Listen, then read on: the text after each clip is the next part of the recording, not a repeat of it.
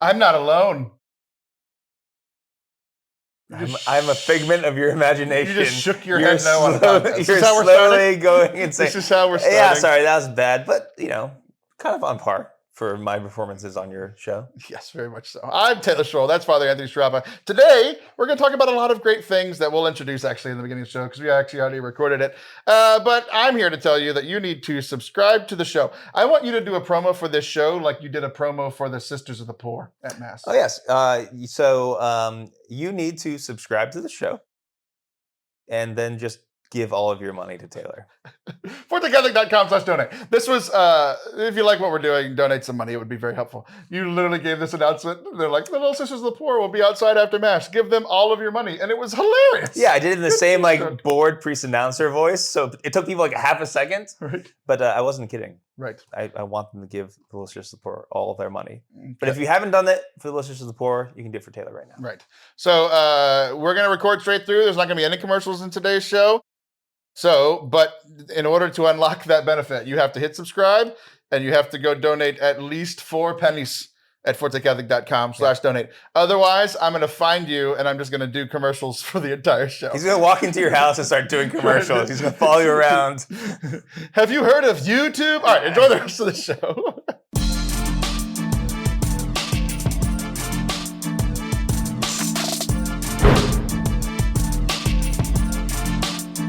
Hello there. And welcome to Forte Catholic. I'm Taylor Schroll. That is Father Anthony Shermackadoodle. How are you, sir? I'm doing great. Good. It's good to be here. We are live from the old Pittsburgh today. Yeah. Once again, we did a show here last month, so this one feels less special. It does. It's just like, oh, you again here?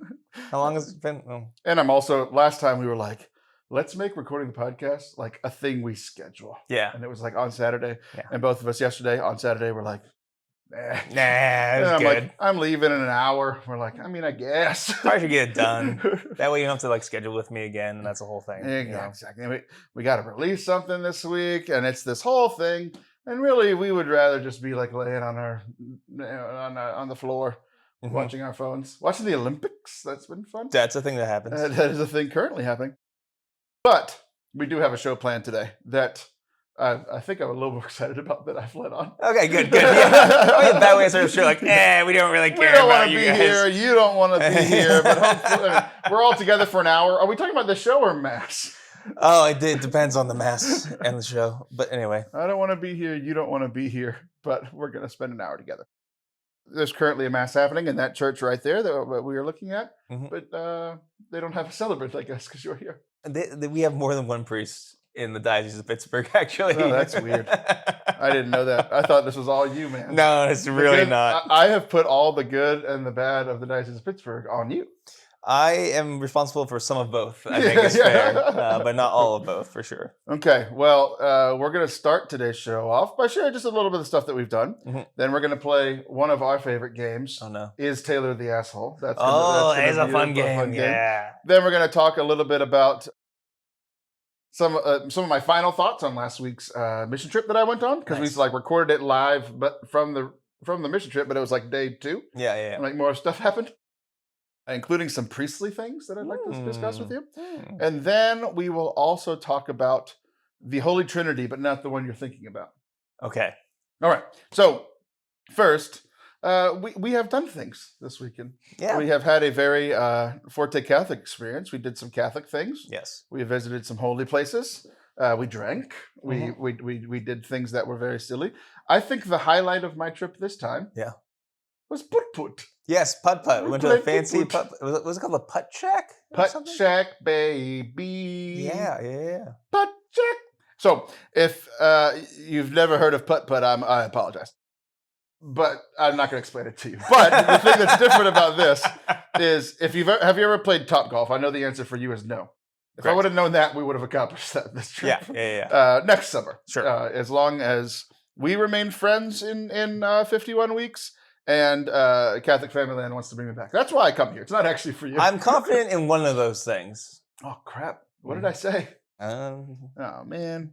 Because they love me at camp. So I didn't realize our relationship was this on their own. Yeah, we're on borrowed time. Right. It's awkward. I'm leaving in an hour. It's probably best for both of us. But so it's like Top Golf, but for putt. So everything's digital. It's like the new age of putt. So you're like our little golf ball has a little tracker in it, and like you put your golf ball down at like the starting place, and it's like, welcome, Anthony S. And we're like, oh, incredible. Yes. And like a lot of putt places have like 2 or 3 fancy holes out of the 18. Yeah. Everyone here is fancy. It was really quite fun. And then like instead of just like, the stroke like, oh, this one took me 3, this one took you 4. There was like bonus points, and then we played Foursquare with our golf balls. We played trivia with our golf balls. It was very fun. It was a little awkward because of the AI in it. It was kind of angry at me. Welcome, Father Anthony Sciarappa. Shouldn't you be hearing confessions or saying the traditional Latin Mass? Right. Why are you here? Contacting your bishop now. So wait. Yeah. I don't believe you. You Because don't? Why? why would AI be trapped? They're literally the opposite of each other. What was that? Why would AI be trapped? Trad is trying to go backwards in time. AI is pushing time forward. It depends on who's running the AI. It depends on who's making it learn. This one was very aggressive traditional Catholic, I felt. I want to find the one trad who works in AI. If you're the one trad who works in AI, open invitation to come on the show. That's you a can great replace him. Do everyone a favor. Incredible. I don't know. I just really enjoyed it. The real miracles still do happen. Yeah. You defeated me in an athletic endeavor. I did. How athletic is like? I feel like there's a difference between athleticism and skill. Related, but not the same. You still, after all these years, misunderstand how good I am at both of those things. How good I was at both of those things. Because I feel like if you can like have a cocktail in one hand and do the activity, it's not an athletic activity. It's a skill-based activity. Never heard of the NFL. I mean, you don't drink cocktails while playing the actual Never football. heard of the NFL, have you? I don't know. Do they have like rum and cokes like on the field? Not currently, because there's cameras. Yeah. But yeah. Oh, I didn't know that. Like drugs.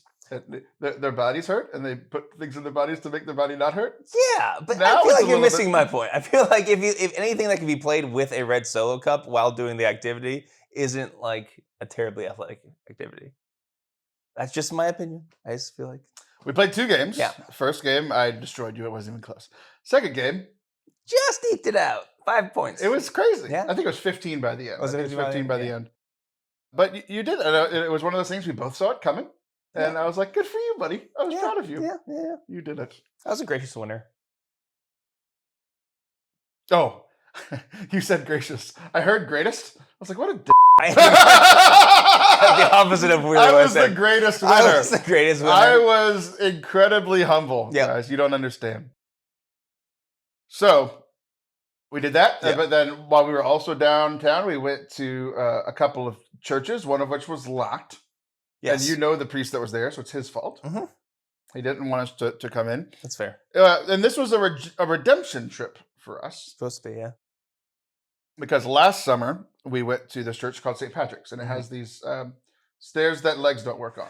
It has a replica of the holy stairs. So the stairs that Jesus went up to meet Pontius Pilate. They are in Italy now because some Roman emperor's wife stole them from Jerusalem and brought them over.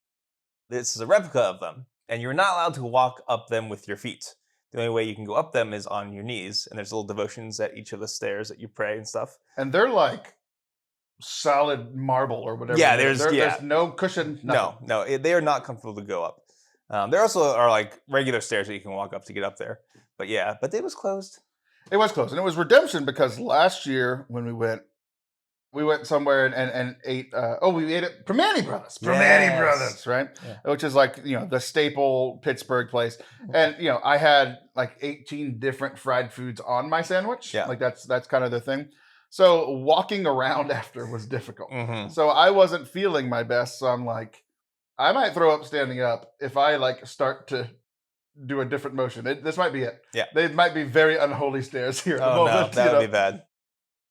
Would the cleaning people have to go up on their knees as well? Yeah, it would be awkward one way or the other. So I was like, I'm not.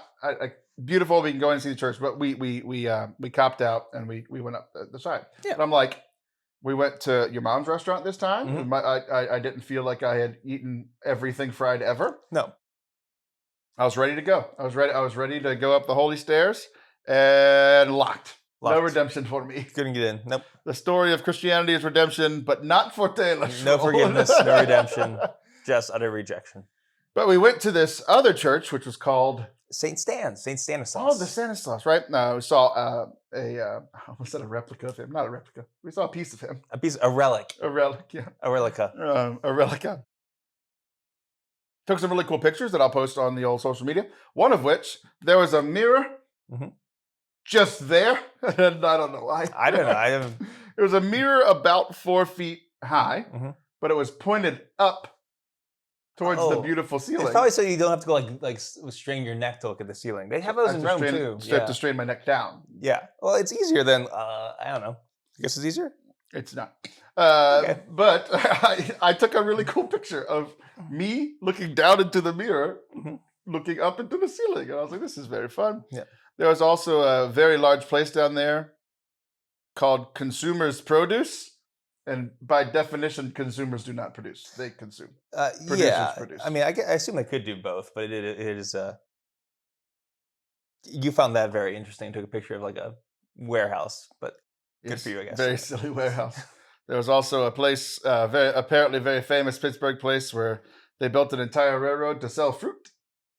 Yes, and I don't know. I don't know what. You have a very, very silly city. Yes, it's my favorite city in the nation. Yeah, I love this city. It's so pretty. Every time we drive around, I'm like, "This is gorgeous," and you're like, "I see it all the time." Yeah, I do. It's like, and I'm like, "It's incredible, and you should appreciate it more." Yeah. And by that, I mean me. But it's just a lovely, lovely place. And then I'm just like, the longer time I spend here, I'm like, you built a railroad to sell nanas? I feel like that wasn't the original purpose. A lot of the things that we saw have been repurposed over time, but it was an old railroad building that apparently railroad. It was an old railroad building that currently sells bananas. Yeah. It's interesting that you point out like those landmarks that aren't landmarks at all, and probably nobody notices. But you're like, oh, I want to take a picture of this, not like the outside of the church or of. I still call it Heinz Field or whatever. You're like, no. I want a picture of this place that sells bananas. I was so intrigued. There's so many dumb stuff I've seen since I've gotten here. Middle of July, hottest I've ever been in Pittsburgh. 35-foot blow-up reindeer next to a 12-foot Santa. Why? What are we doing? Though it's funny, like driving around Taylor Schroll, driving around with you is funny because it's kind of like driving around with like a 3 or 4 year old who has just learned to read, because you just like point out words and say them out loud the entire time. Right. Just as I'm driving along, we're listening to music, and you just keep pointing and saying whatever you see. So that was fun. Yes, there's a lot of stupid things. There's I very much like how things are promoted here. There's a junk removal service. Yeah, it had their phone number. That would make sense. Yeah, gotta get rid of that junk. But also, no. But then right above it, it also said junk removal. So it just said junk removal. Yeah. Very, very silly place. But I've enjoyed my time here. But now it's time to play everyone's favorite game. Is Taylor is it censored? Is it Taylor the jerk? Is Taylor the... we'll say arsehole this time. Okay. That's better? Don't want you to get demonetized? I don't know the rules. It's less about demonetized and more about... Taylor the jerk face. There are some of my nice... There are some holy listeners to this show, and I feel like they some don't of them are my episode. parishioners. I don't want to scandalize them. They're good people. So, backstory. A few weeks ago... everyone will know when this date was, actually. Oh. So remember the day the music died? And by music, I mean the airlines. Oh, right, because of someone broke them with technology. Yeah, they were like, here's a computer update. No fly for you! Yeah. Very silly, right? So, that day, the day before, I was on an airplane. But I'm gonna go even further back than that. A few weeks before, I was on an airplane again. Okay. And most of the time when I've been on airplanes, for the most part, people are nice. They follow the unwritten rules of look, first class people get off the plane first, and then row 11, and then 12, and then 13. Every now and then, it's like somebody's sprinting up from the back, and you just let them go, right? Yeah, It's just one guy, whatever, right? Not It's worth one it. guy, one lady, just whatever. It's one person's not going to change this whole thing. But a few weeks before the big crash, I was on a plane, and for whatever I was in like, so I didn't get my first class upgrade, but I got to pick like one of the primo seats. So I was in like the second row after first class. Okay. Cool. And I'm sitting there, and like people are just shoving by and shoving by and shoving by. I'm like, so I'm already kind of dealing with, and they're being rude about it. They're not like, excuse me, I have the connection. Okay, fine, right? Yeah. But it's just like the entire back of the plane wanted to deboard before The front of the plane. me. Yeah. I'm just like, first of all, you're being rude. Yeah. Second of all, you're not following the unwritten rules. Yeah. Third of all, buy a better ticket. Yeah, that's part of how that works. You Right. wanna Like on or off I have flown enough, and I use I do all the stuff to get the points so that I can sit here and not have to deal with this crap. Right. Mhm. So people were being so rude on that flight that like for the first time ever, I just kind of like actually became aware of it. Mhm. Of just like they're being rude. Yeah. And I don't like injustice. Like injustice really irks me. Mhm. So Okay. now we fast forward a few weeks. Yeah. And the day before the crash, I think something was happening the day before because Mhm. there was already a ton of delays and cancellations the day before. Okay. So the fullness of it wasn't revealed until the next day. But I was in Albuquerque flying back. Yeah. And we were delayed by about an hour before we got on the plane. Yeah. Actually, not a big deal. Like Happens. it happens. That's pretty normal, right? Then we start loading the plane, Mhm. and then the pilot comes out and starts yelling, "Get off! Get off!" Like, are we gonna blow up? No. Okay, fine. We deboard. They Yeah. finally get us back on. We actually finally board the plane. Everything's fine. Yeah. And we get on the plane. We've already been delayed an hour, right? Yeah. And then we everybody boards, and it's just like the slowest boarding possible. Mhm. The people are going over the intercom, please expedite boarding. And there are people just literally standing there, and they're like opening up. It's like none of these people have ever been on a plane before. Yeah, you know, okay, like, yeah. they're opening up every bin, like, oh, they're full. Yeah, that's why they're closed. You Yeah. know, just going so slow, and it's just annoying, right? We finally pull back, like legitimately, like a foot Yeah. from the thing. Doors closed. We pull back a foot, and the pilot comes on. He's like, there's bad weather in Dallas. We're going to be delayed for 30 minutes. I'm like, really? I could have been not on a plane. Yeah. We're about to be on this flight for 2.5 hours. I don't want to sit here. We've already been delayed. You could have just left us in there. It would have been fine, right? We back out. We're delayed like 30 minutes. And they're like, it's because of weather in Dallas. And I'm Mhm. like, I'm calling BS. Yeah. Because I have a weather app on my phone. You looked at it. I looked at Albuquerque. I looked at Dallas. I'm like, there's literally no rain in either of those places or anywhere in between. Mhm. Almost 2 hours No. on the tarmac. No. Many of which we did not have air conditioning blowing. No. They were blowing no, out hot no, air. No. Miserable. Yeah, it's Miserable. so bad. Absolutely miserable. Nightmare. Hate that. So we're delayed an hour inside, almost a full 2 hours on the tarmac, which Yeah. is the worst kind of delay. Yeah. We finally get out off the plane, or we finally get up in the air. We're flying. We get to Dallas. Of course, it's beautiful. Yeah. So I think the computer thing was already happening. That's my theory. Mhm. But this is where things get dicey. Okay. So my 3-hour layover just became a 30-minute layover, Mhm. and I know Oh. Dallas Fort Worth well enough to know that I'm pretty far away. You I'm gotta book it. almost Yeah. as far away as I can be. So like I'm gonna make it, but it's gonna be tight. Okay. It's gonna be stressful and all these things, right? But the announcers did come on multiple times and say there are a bunch of people with connections. They're like, we all have connections, so please try to deboard as fast as you can. Right. Yeah. If you're not in a hurry, stay in your seat, let people go by. Like, okay, I get it, right? Yeah. So a little bit of selfishness. I have about 30 minutes. I'm going to make it, but it's going to be tight. Right. It's going to be like, I'm going to board after boarding has started. Mhm. Okay, fine, right? But the little old lady next to me, Mhm. like 70 plus years old, Mhm. has a connection in 10 minutes. Yeah. Oh. And okay. like she doesn't fly off, and I was like, I know DFW really well. We pulled it up on the phone. We were like, Game plan. Here's game plan. Here's where you're going to go. Like all this kind of stuff, right? She's so grateful. We had a great conversation. We were on the plane for freaking 5 hours. For a 2-hour flight. So, and she's tiny. Yeah. And I'm large. Correct. And I'm already upset from a few weeks ago. Mm-hmm. Like, no, I'm getting up and standing in the way. Yes. And a little bit of selfishness, a little bit of, first of all, I have the status. I'm going to use it. Yeah, I'm going to get off this plane. Yeah. I don't really care about the people in row 33. There's a little bit of that. I'm not going to lie. Sure, I'm going to give you everything going on in my head. But a large portion of it is the anger from the previous few weeks about just the injustice of it all. Mm-hmm. We all have connections to make. Yes. Like, we're hearing conversations. I've talked to the little old lady. The guy next to me has already gotten rebooked. So he was stressed out and then all of a sudden wasn't because he already got rebooked for a flight 3 hours later. Yeah. He missed his flight. Yeah.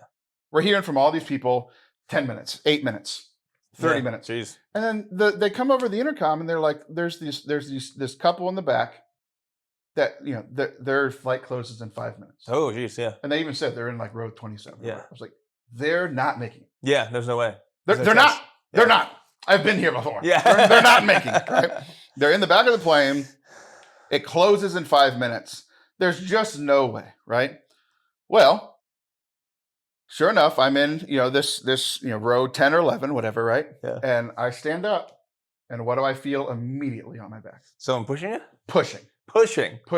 Poking me in the back. Yeah. The first one was like a little gentle, like, Yeah. excuse me. Yeah. And then they're literally poking me. Yeah. And then there's people around me saying, just push through them. And I looked at the guy that said that. Yeah. He was like 21 years old. I said, absolutely not. Like immediately, literally out loud. These things that usually stay in my head.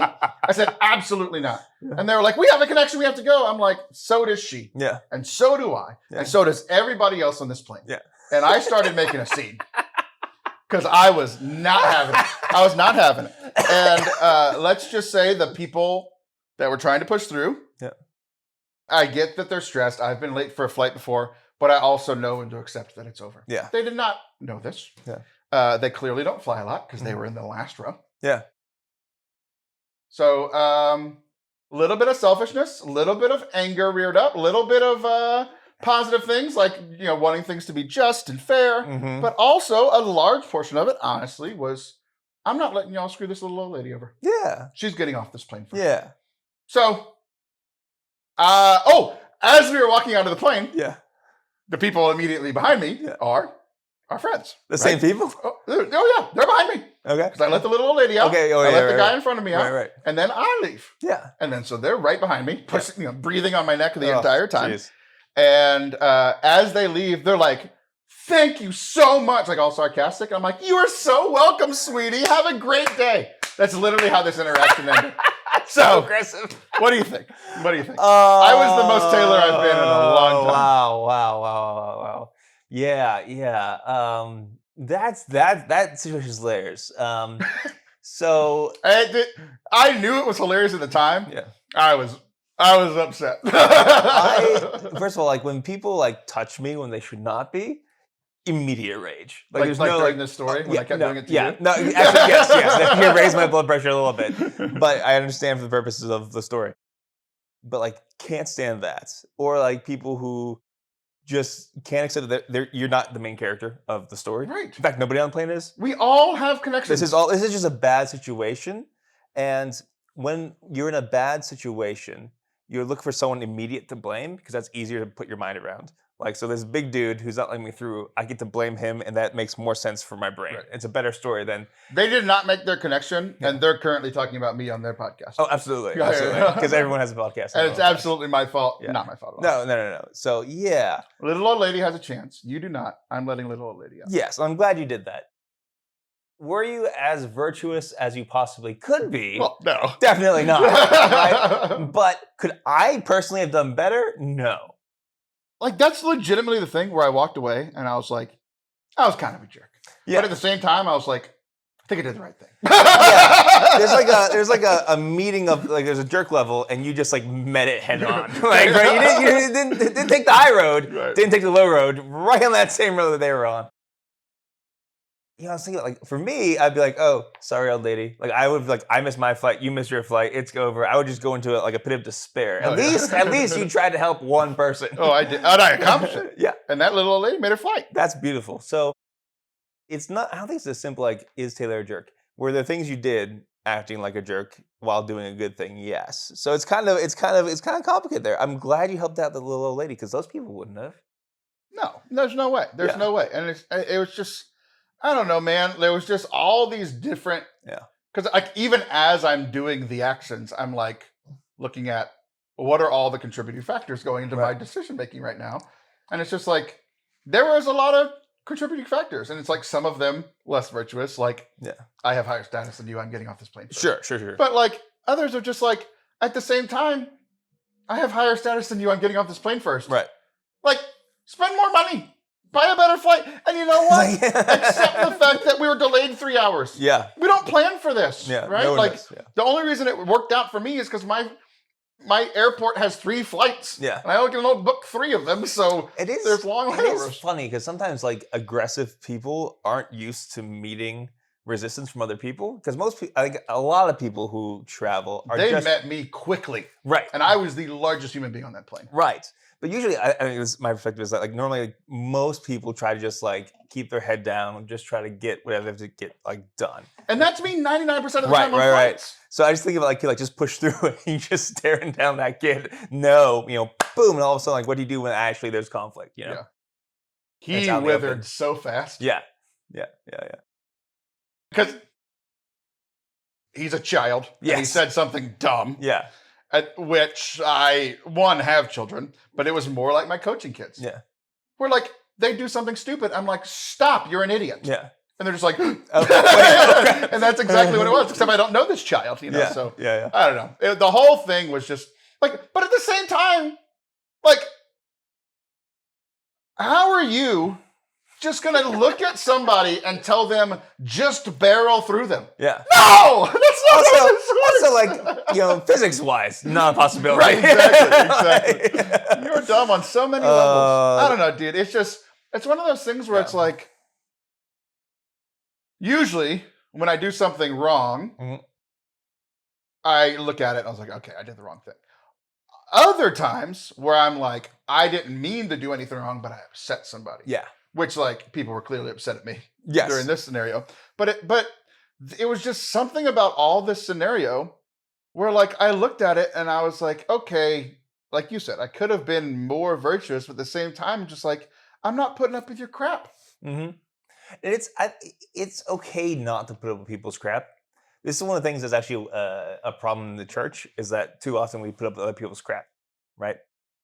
And that's a problem when we don't like stand up to certain things. Not like looking for a fight, but there are times like where like that's my job. Like there will be times where someone comes in and starts like yelling at my staff or yelling at my secretaries. In that case, it's my job. Like, no, you get out of here. And you can threaten to leave my parish. Well, you right now. I would actually like for you to leave currently. Yes, exactly. Right. It's rare times where I have to do that, and that's not my natural inclination to do that sort of thing.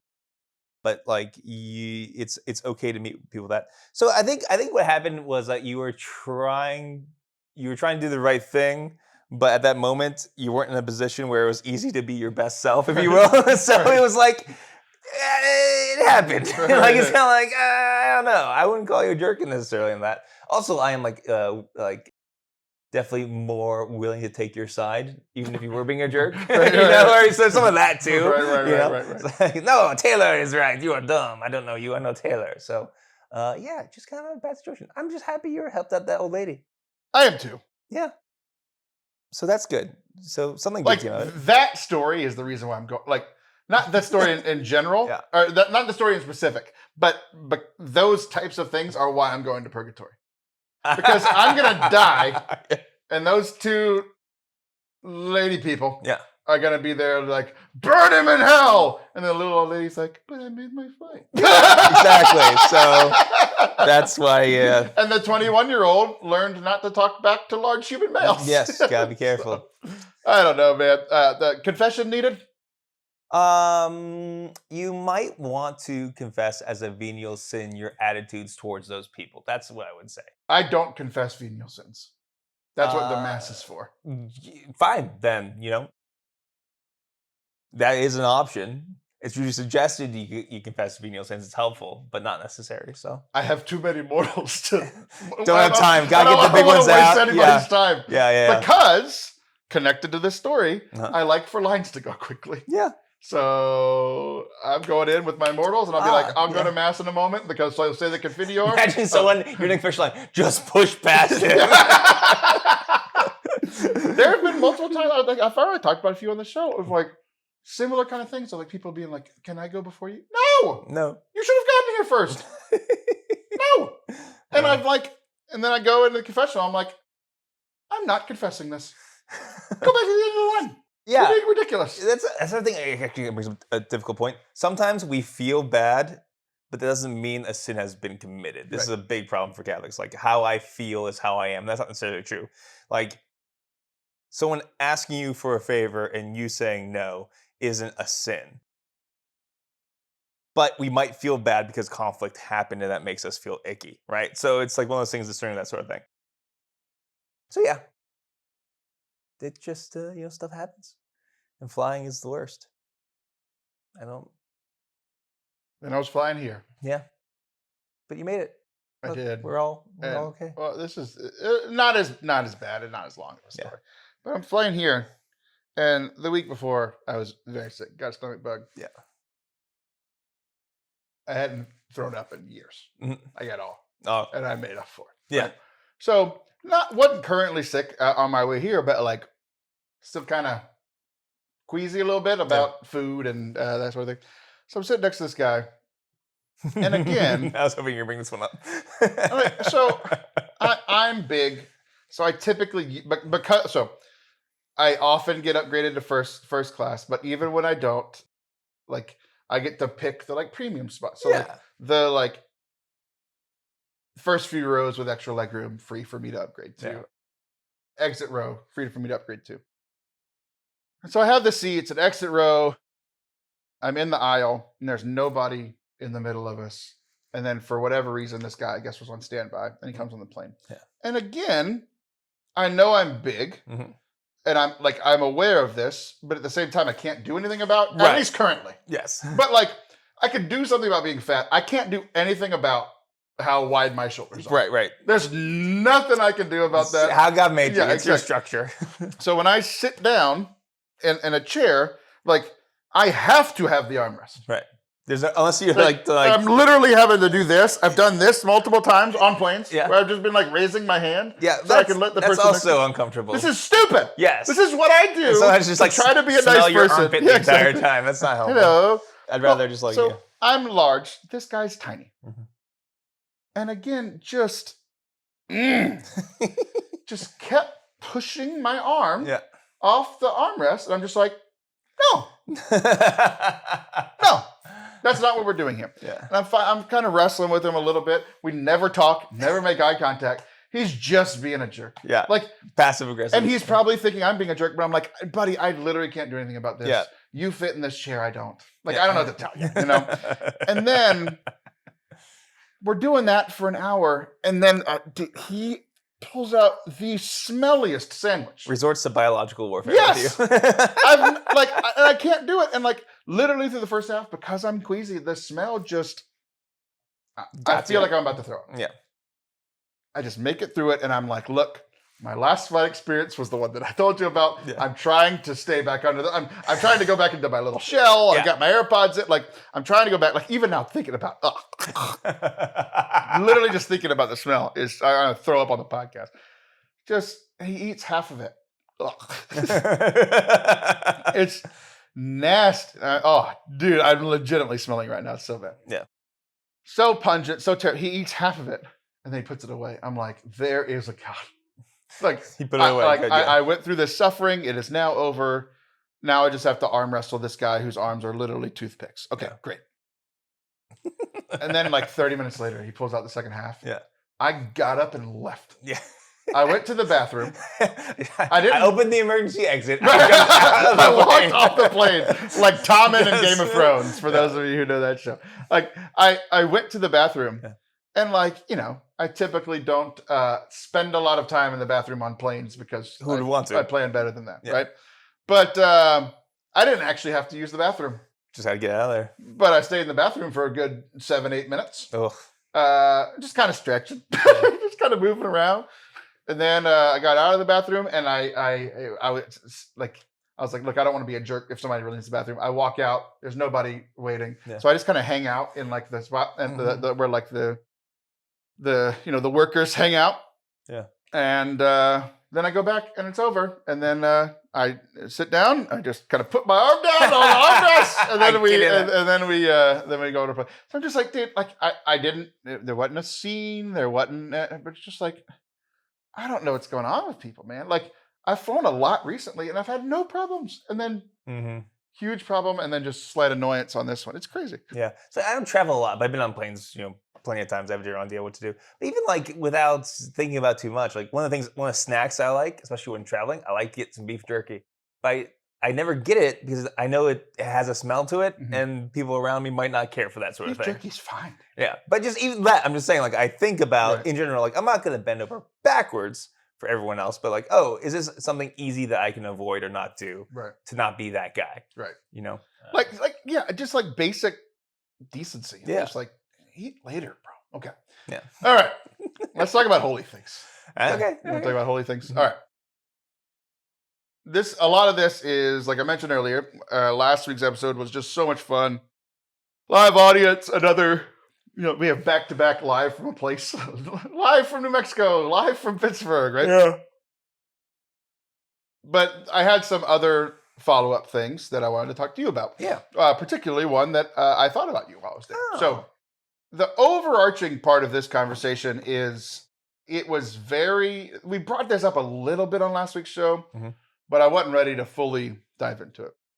So essentially on the reservation, there are Catholics just like you and me, just diehard Catholics, living the Catholic life. Catholicism's been in this area for hundreds of years. Sure. The church was built in 1699. Like, there's been Catholicism and Christianity in this area for 350 years. Yeah. There's another church down the road that's 400 years old, right? Yeah. It's been around.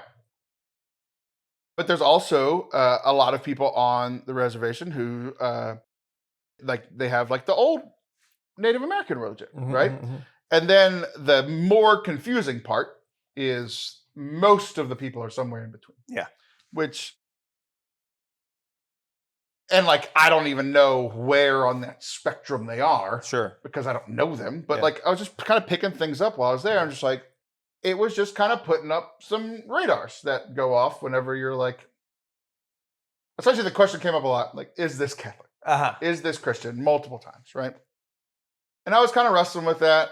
And then one of the things that really helped was a conversation that I had with the priest there.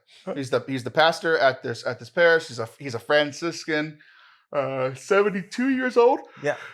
And the whole week, the 5 days I was there, I was staying in his rectory. So like, he wasn't there at all because he was going through chemotherapy and radiation. Has very high stage cancer, going through this treatment. So he was in Albuquerque, 45 minutes, the big city down the road. He was getting treatment, and we were told that he wasn't coming at all because he's recovering. He just finished his treatment. He's recovering. Yeah. And everybody's like, yeah, correct. Like, that's the thing. Yeah, no one's mad about this. Right. So we're there, and then one night I see these two people who are clearly priests. So I'm like, hello. Hey, they're like, I'm Father You're so-and-so. probably in charge of things. Yeah, exactly. And he's like, yeah, I'm the reason you're staying on a bed and not on the floor. I'm like, thank you. I appreciate that, right? And we get to talking, and essentially he starts saying a few different things. And he's saying things, he's like, he is probably aware that me and some others in the group have had these thoughts, right? And he's like, look, I've been here for 3 years. Like, I've been at a quote unquote, like a more, I wouldn't say normal parish, but like normal for like my experience, right? He's like, he served in parishes for years. Yeah. Served on a couple in reservations towards the end of his, the later years of his life. And he's like, look, It's a lot different here. And he knew that I was doing the music. So it was like, hey, here's what I've been doing. Because essentially, he consecrated hosts on Sunday, or a priest consecrated hosts on Sunday. And we were doing liturgy of the word ceremonies every day with our deacon, right? So we do the whole liturgy of the word part, and then we'd say the Our Father, and then he'd go to the tabernacle, get the already consecrated host, distribute, and then we'd have our closing prayer and be done. But he's like, look, here's what you've been doing. Here's kind of what I want you to do. And he's essentially saying, like, this is going to be, he's like, I don't know really about you, but this is going to be like, if you like high liturgy, this is going to be about as low as it can get. Yeah. Right. He's like, we're not fancy here. Like, I'm actually pretty loose. Like, and I was like, okay. Like, we all have our preferences, but when it comes to liturgy stuff, especially as like being a musician has actually helped me quite a bit to be like, I could play here and sing along with your organ. Yeah. And I can play at, I have played at a mass where the priest used a super soaker for the holy water gun. Like, not a fan, but I've done it all. Yeah, I've been involved and mostly in. Especially as a guest or someone who's invited to talk, you do what they, right. As long as they ask you to do like something insane. Right. But bongos aren't. And I've been asked to do insane things and I've done them. Okay. I was Zazu on Christ the King Mass and the priest was Simba during his homily. Oh, I've done that. Okay. Because I was told to, as a 20-year-old. I'm like, okay. Maybe a little different now. Yeah, but, sure. That's fair. Yeah. But anyway, he's like, look, it's going to be a pretty, we're in a dirt and rock church. Yeah. The floors are made out of dirt. He's like, look, and I'm dying. So like, he's like, these are my preferences. But at the same time, he's like, look, man, I don't even know if I'm going to go up to the altar. Right. Because I don't think I can physically get up the altar. Right. Yeah. He's like, I'm going to just essentially sit on a stool right next to you. I was essentially sitting in the front row, turn around, sing music and whatever. And that's it. It's not going to be anything fancy. Sure. And I was like, okay, like I can deal with that. Right. And then we're talking a bit and we're talking a little bit about like, how does Catholicism work here? And he's essentially like, one of the points that he made was essentially that like, your culture, Italian culture, has natural Italian culture and Catholic culture, Christian culture, met, clashed, integrated, and now you would say that like it's the most Italian culture is pretty Christianized. Sure, right? Yeah. Not all of it. No. What are some things that still creep into Italian culture? Oh, basically witchcraft still creeps into it. Oh yeah. Like your grandma using water and olive oil to read your future, taking blessed palm and lighting it on fire and waving it out your door to make the storm go away. The Italian, a lot of times people wear this little Italian. Dude, if that worked, that'd be so cool. Yeah. Shoo! The very common like Italian horn has like pagan notions to it. So you find some of that stuff. Not so much like but yeah, you still see a little bit of Catholic magic, especially like in like more like mafia areas as well. Mm-hmm. And there's the idea like, okay, you play nice with God, also you play nice with Satan because you want to play both sides just in case. So there's still like some sort of like there is some of that, not everywhere, but you can find it in places in Italy and some people, So but that's been going on for 2,000, almost 2,000 years, right? And essentially, what this priest was telling all of us was like, chill, relax. Yeah, relax. Work in progress. Like, are there some pagan things that happen here? He's like, yes, but there are also some things that you say are pagan that are just not white. Yeah. I was like, oh boy. Yeah. Right? He's like, essentially, how much of your Catholic culture, your Christian culture, how much of it is just white culture? And it was like, that's something to think about. It was really intriguing, right? Yeah. And so now it's the same topic, and essentially I talked to him the night before, and then in his homily. But he was talking about how, just as an example, that the Portuguese visited India in the 15 or 1600s. He said, I can't remember if he said 15, 1600s or 15th or 16th century, but around that time, give or take, right? Yeah. And Portugal sent missionaries to India. Yeah. But because of some of the studying that I've been doing of the Syro-Malabar Rite over the last 6 to 9 months, when did Christianity reach India? Like first couple centuries. I mean, tradition goes Thomas the Apostle. Yes. yeah. Like So, year yeah. 40 or 50. Yeah, Thomas went and started Christianity there and was Yeah. like welcomed and accepted. And so Christianity had been thriving there for 1,500 years. Yeah. These Portuguese people, white, Yeah. Hispanic, but white, they show up to India and they found Christians and they're like, wait a second. Wait a second. And, of course they were thrilled by that and left and went home, right? They weren't the right kind of Christian. Correct. Yeah, correct. That's what happens. happened. They found a different flavor of Catholicism and it was too spicy. They did not like it. So too much curry. they tried to impose whiteness. Yeah. And it didn't work. Yeah. So Christianity was already there. Whose Christianity is more ancient? Portugal or India? India. Yeah. Like, we didn't get to Portugal yet. Thomas, one of the original 12s, the dude we hear about in our book, he went to India. India's Christianity and Catholicism is more ancient than Portugal. And they were like, no, we're going to impose this on you. And they were just imposing white cultural things. So one example was the priest got there and they noticed that the priest there, they were surprised by. Yeah. What? Yes. That so when you go up to Mass, you go into the procession. Right when you walk around the altar, what's one of the first things that you do when you go to Mass? I reverence the altar. I give the altar a little smooch. A little kiss. Yeah. Right. Indian culture. Yeah. You cannot kiss in public. Mm-hmm. Married people can't kiss in public. Mm-hmm. And then clearly, dating couples. I like that rule. That's better. Yeah, you get less cooties that way. Right. I think it's very, yes, so good. No kissing allowed. So these Portuguese priests give the altar a high five. Well, they give a fist bump to the altar. The Portuguese not only kissed the altar themselves, but they were trying to force the Indian priests to do it. Like, this is Catholic. Yeah. And they're like, no. Yeah. It actually isn't. Yeah. Right? And like, our culture has these reverencing the altar. I'm going to give a kiss to this place where Jesus is going to become. Okay, beautiful tradition. But it's not required. Right? Yeah. Especially in a culture where, like, you don't want your whole congregation scandalized during the opening hymn. So I just found that whole idea fascinating of like, am I imposing Catholicism or I'm imposing whiteness? Yeah, okay, there is that. There's that aspect. But even like going back then and different concepts of whiteness have changed over time. There was this like Roman uniformity that was very much emphasized. So this happened when the Jesuits went to the Near East and discovered Eastern Christians there as well, right? So it's not, I mean, I'm not saying there's never an aspect of like the kind of cultural whiteness, but I think that comes a little bit more when the imperial age kind of really gets going. But from the Roman side, I think a lot of it was just like, especially in lieu of Reformation stuff and that kind of thing going on, like we have to all be exactly the same. And so there was like, everyone has to do the right this way. And that's been something that has gone around in the church quite often.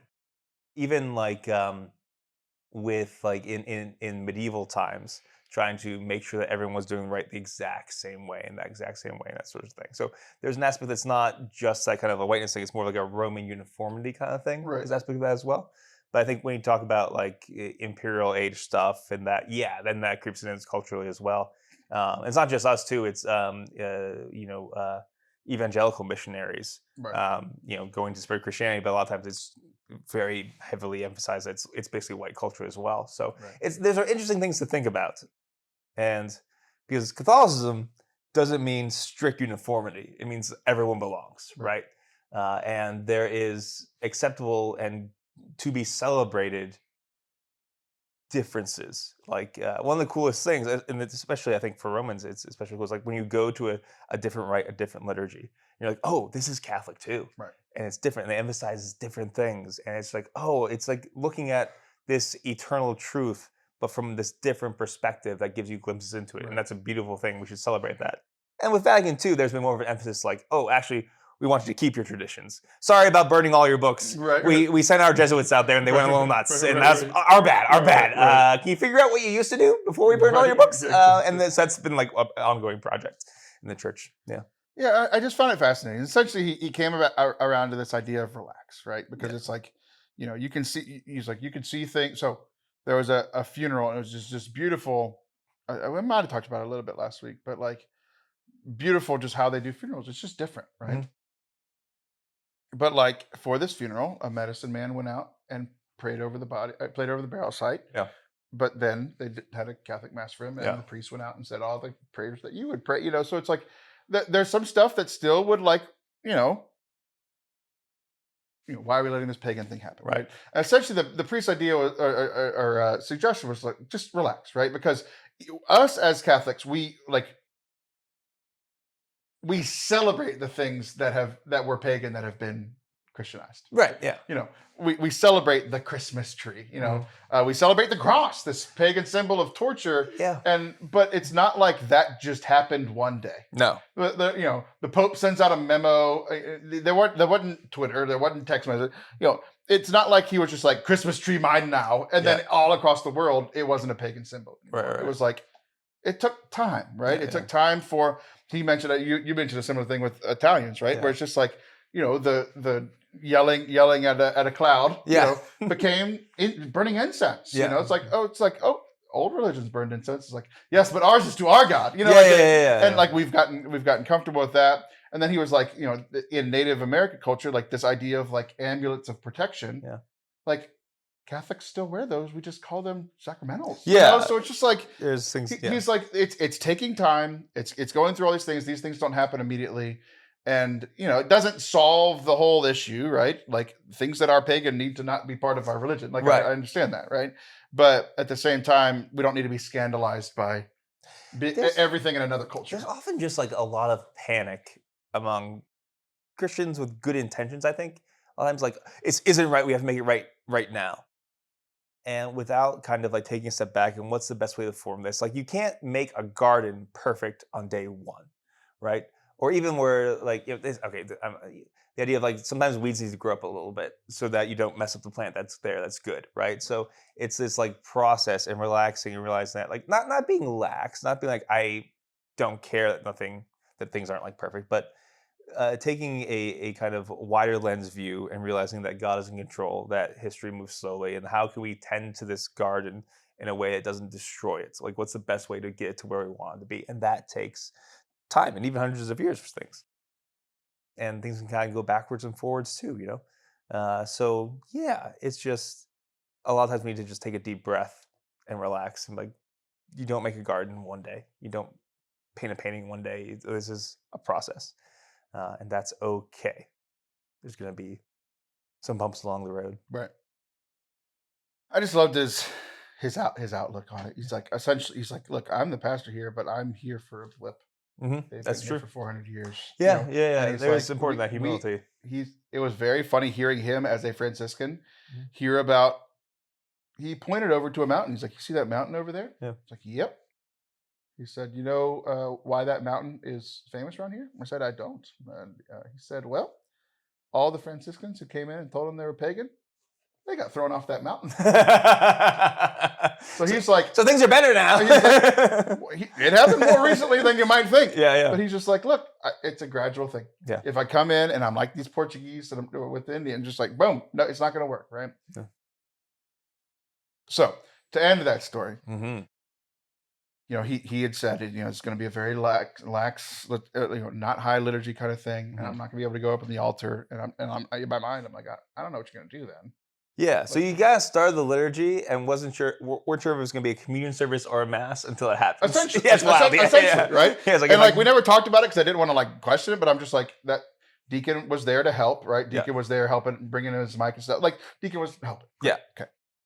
And there were hosts in there, so because we had planned to have a communion service that day. Yeah. And I was like, okay, that's probably what we'll do, and I'll probably just say, Deacon, go grab him. Sure. And that was maybe he did mention that night before, but.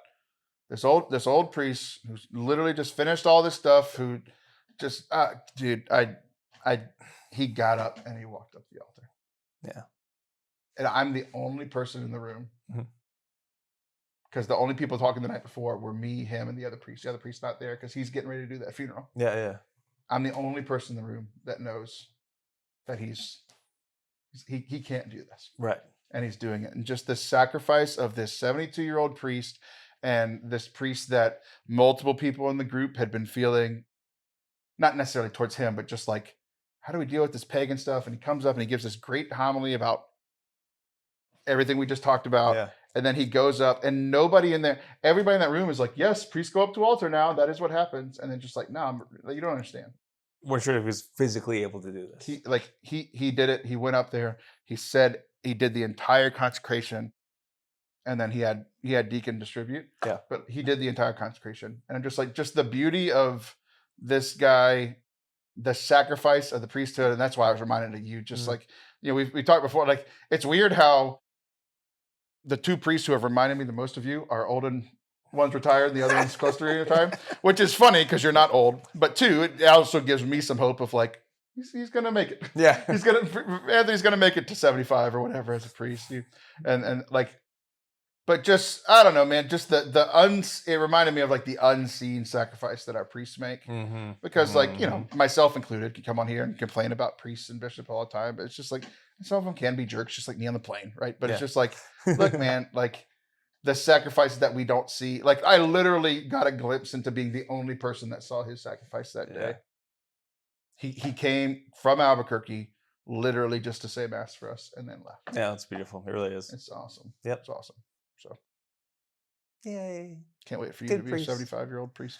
I think being an older priest will be good. People expect less of you. Yeah, well, as delightful as it is to be a young priest in so many ways, like you just don't know what you're doing. But at least when you're older, you're used to not knowing what you're doing. You're more comfortable, like, I'm never going to know what I'm doing. I don't care that I know what I'm doing. Right? It's better. Even after 8 years, it's better. Being, longer in the game is better than just starting off for sure. All right, last thing. Okay. The Holy Trinity. I'm for it. Big old fan myself. You said that a little too early. Okay. I have started this new treatment plan kind of thing, right? Where it's a cryotherapy place. I've been posting about this on socials. I don't think I've talked about it on the show yet. Mm-hmm. Have you ever done cryotherapy? The answer is no. No. Usually only if like you're a elite athlete or a broken person, I assume, is like, why would you? For me, I don't need. I can take some ibuprofen and be okay if I need. So this all started. I don't know what I've said on the show, right? But essentially, it's like me and my homies. I don't know if I shared this story before. Here's my summer. I think I've mentioned a little bit. Here's my summer. I got a very rare viral infection that they can't really treat, but they gave me these viral pills. Oh, we talked about this. We talked about this on our show, yeah. Pills, right? Mm-hmm. So I got that was one of my favorite jokes I've ever made. That was very fun. I came up with it in the spot. You should listen to the show, guys. It's a very good show. Okay. The people that made it this far, I'm like, is it? Okay, so then I got sick. My immune system was down, so I got a sinus infection. And then after the sinus infection, this is the part I haven't gotten to yet. I keep wanting to say scabies. That's not what I had. You had shingles. Shingles. I don't know what scabies is, but it sounds also bad. Is it like rabies? I don't know. Probably bad. I had shingles, the old man disease. I shouldn't have had shingles. It's very stupid. But it's essentially just my body revolting about being part of me. I don't know what's going on, right? And then after that, I got this stomach bug. It's just like I can't. I just can't. You're Job. With all this. Just all these. Exactly. All my cows have died. It's so annoying. It's so annoying. But all this keeps happening. So while I had the scabies? Shingles. While I had shingles, I was like, I need something because I went and got a massage and it did nothing. Like it's just the tightest my muscles have ever been for 3-4 weeks. So that's when I started this. I was like, can you freeze it off, please? So I went to this cryotherapy and it's a negative 100 degrees. Mm-hmm. So you go into like this one place, it's 30 seconds. You go into the really cold place for 3 minutes. You stand there and you act like it activates like the old athlete in me. Yeah, sure. Like I become a fighter and I'm just like, well, like, it's what I wanted to do on the plane. The temperature is trying to kill your body, right. So you go to immediately the fight or flight and you're like, I can imagine that. Yeah. Right. So I feel like I'm like a boxer before a fight. It just feels so good. Yeah. It's been helping. So it's even called, the place I go is called Cryo something. Like it's a cryo place, right? Mm. But they have 3, Holy Trinity, 3 primary, like, what do they call it? They're like primary functions or whatever, right? One is an infrared sauna. Mm-hmm. Maybe not infrared, but have you ever sat in a sauna? It's like a thing that men saunas do. are a real thing. Yes, I've Yeah. been to a sauna before. So infrared sauna, that's 30 minutes at 150 degrees. Woo, Toasty. toasty. Very toasty. What do you think the benefits of the sauna are? It's nice to feel toasty. Yes. Probably, I assume, probably relaxes your muscles. Question Yeah. mark. Yeah. It makes you sweat. I don't know if that's a good thing or a bad thing. Which helps. You're right. It does make me sweat, which helps with two primary things. Mm-hmm. Getting rid of toxins, which I've been sick, so I'm trying to get the toxins out of my life. Sure. And two, so I can fit in my airplane chairs. Ah, yes. That's the reason most people do it, is to help sweat so you can lose a little bit of weight, right? Cryotherapy, what do you think the benefits are? Cryotherapy, I know it helps with recovery, soreness when you work out. Mm-hmm. So it makes recovery quicker for that because the inflammation and all that jazz. Mm-hmm. Not good for bodybuilders, good for athletes. That's how that Not works. good for bodybuilders? No, because it actually it stops like the muscle growth size-wise, but it will help you recover. Like, because like if you're playing football, you don't care if you look like a bodybuilder. You want to hit people the next day hard. Right, exactly. So it's depends on what you're trying to do there. Yeah. Yeah, so it helps with the immune system too, and all these sorts of things, Sure. right? So, but the primary thing is muscle recovery and that sort of thing. But then, so I had been in a sauna before. There was a sauna at my rec center growing up. Yeah. And I mostly didn't. I've been go to in gyms with saunas before. because Yeah, they were normal. old men Yeah, they get a little weird. very freely in the sauna. Old men are weird at gyms and locker rooms. This one is you have a private room, private better, sauna, so better. you can do what you want, right? Okay, great. Within the moral law. Sure. Cryotherapy. There's this nice little. Most of the workers are women. This nice lady. She's standing out there to make sure you don't die. Okay, great. Great. Right. That's good. So I'm clothed in that one. Then there's this other one, and it was the third one. So I went for cryo, and then they were like, I was like, how should I do this? They were like, well, do cryo 3 or 4 times a week. So I'm like, okay, that's every other day. Yeah. And so I do cryo, and then I was like, I'll do the sauna. And then I'll do cryo, and then I'll do this other thing, red light therapy.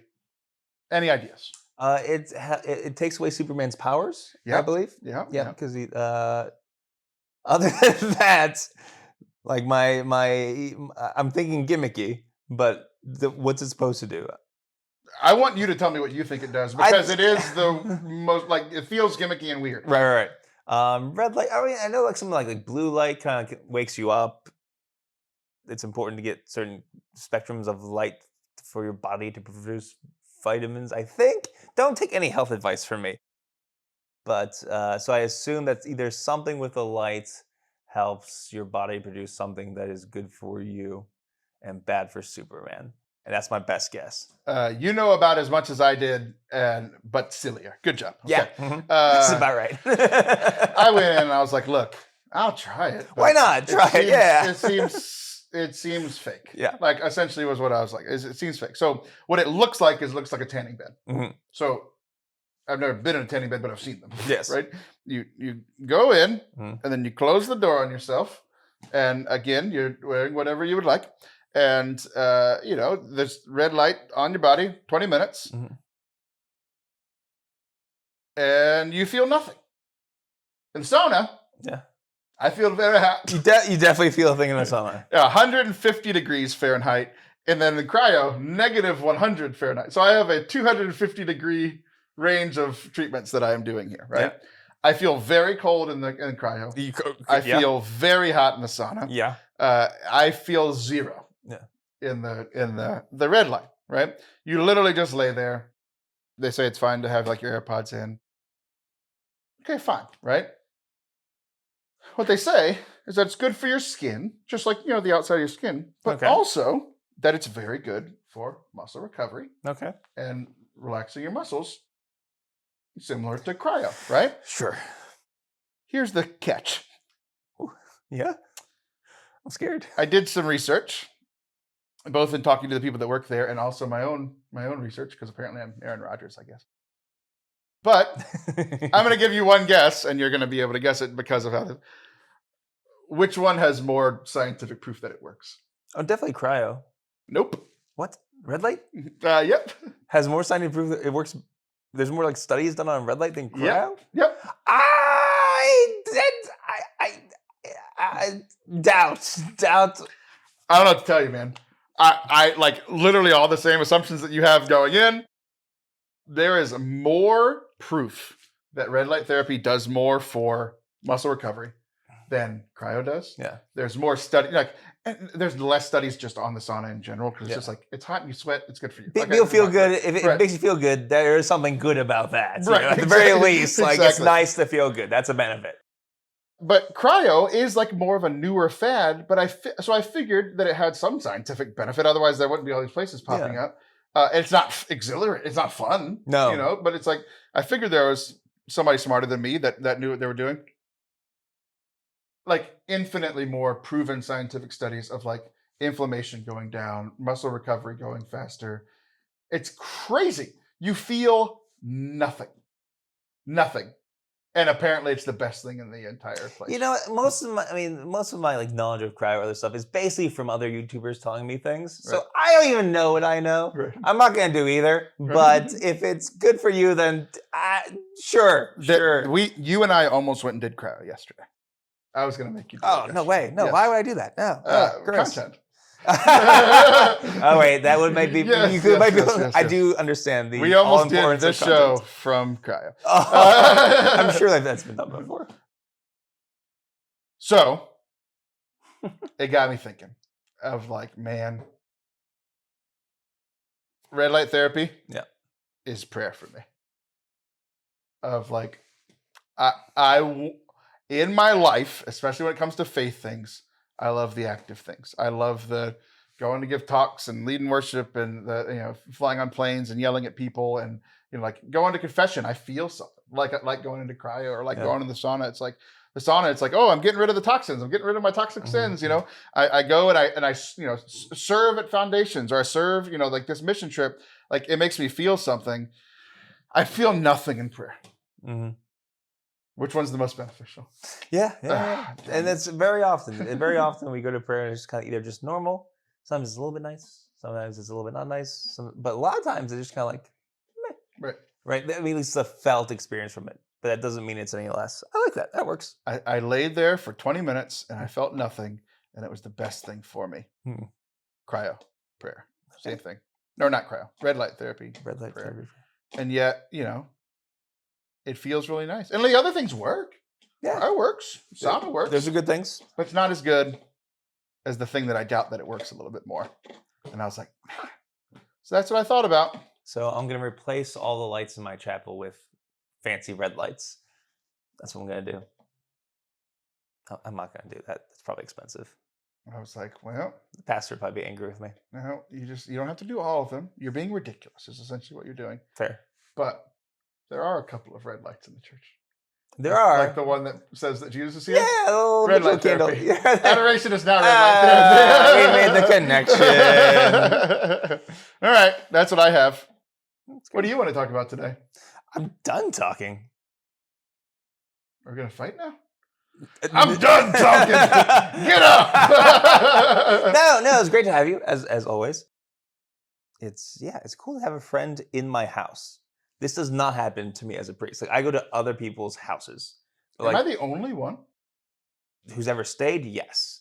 Really? But even to visit, it does not happen. I'm so special. Yeah. I knew I was special. Yeah. I didn't know I was like solo special. Yeah. There is something nice about like being able to welcome somebody into my home and make sure you're okay and blah blah. And that is cool. It's not an experience I have very often as a priest.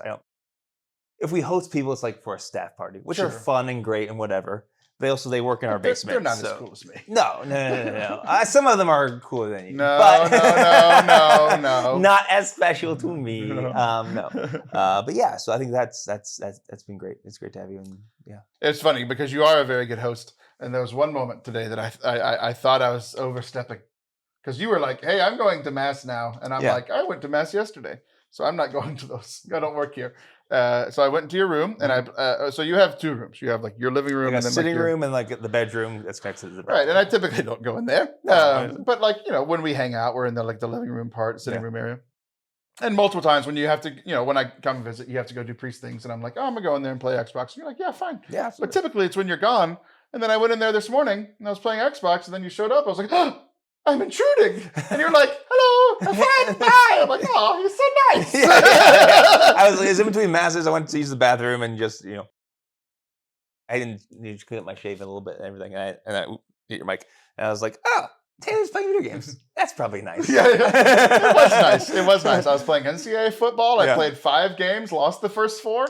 It was a lovely morning. Yeah, and also as I was in my other room hearing, I think you were listening to a podcast or something while you're doing it, I'm like, I'm going to surprise him. He does not think I'm here.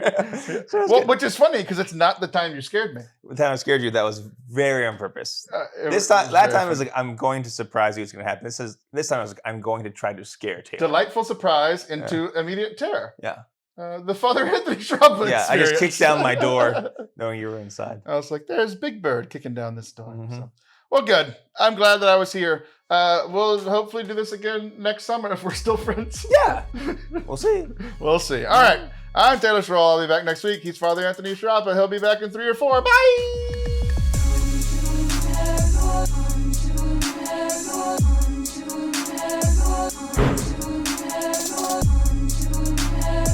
Thank you for listening. Nice. Yeah, you're very, very good. That's my outro. That's our, you're done? You're going to leave now? All right, that's our show. We hope that you enjoyed it. If you didn't give your 4 cents already, enjoy hell. ForteCatholic.com/donate is how you can support the show. You can also find all of our videos over on YouTube, every episode of this show, and also good videos without this guy. Yeah, way better without me. Very good. Yeah. All right, share this with a friend or a little sister of the poor or both. Love you. Bye.